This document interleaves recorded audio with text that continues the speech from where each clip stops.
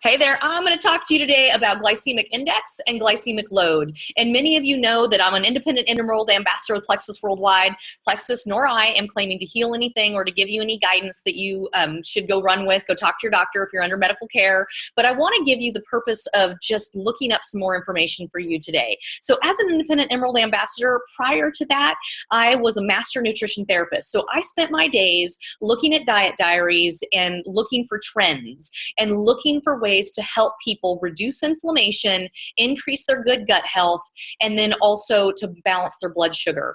That is a difficult thing for most of the United States to do. We're hammered at with processed, quick, easy foods. We choose to live a lifestyle that's quick and on the go. It's convenient. It tastes good. We become addicted. It takes about 21 days for all those cells in your mouth to adjust to a new flavor. That's why it's so key for us to go after changing the diet of our children and then introducing them to more flavors. They don't know that a radish tastes good until they try it. And the less they eat of the good stuff, the more that they create deficiencies in the body.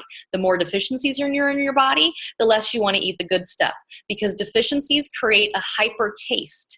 And so things will taste more sour if you're not getting enough nuts and seeds and good whole foods in you. So here's where I would challenge you on the front end. This week, start looking at your diet. Start looking, what are you consistently eating? And sometimes you're a rock star, and it's not that you're eating a ton of fruits and vegetables, but maybe you're eating the same ones. Most of the time in my office through the years, what I saw was that people were eating apples and bananas, and then carrots and broccoli. And that was kind of it.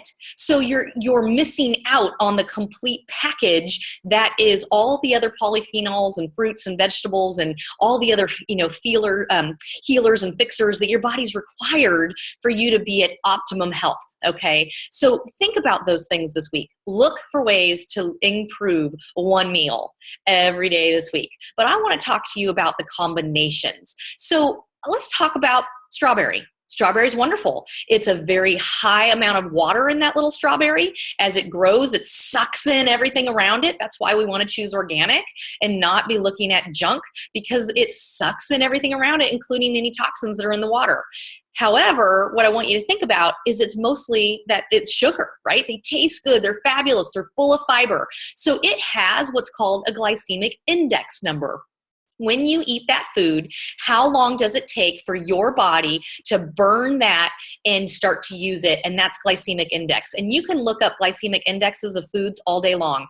Don't let that rule you. Eat with joy and be consistent in eating whole foods. However, when you put, say, a strawberry into a smoothie and you put a banana into a smoothie, you have two foods that are very high in glycemic index. So your sugar is too high, which knocks off it makes the insulin response crazy. It makes the leptin response crazy. And then you store that extra sugar as fat. So then you won't get to your maybe weight loss goals or your maintaining of your healthy blood sugars if you're eating really high sugar foods. So high glycemic index is really high.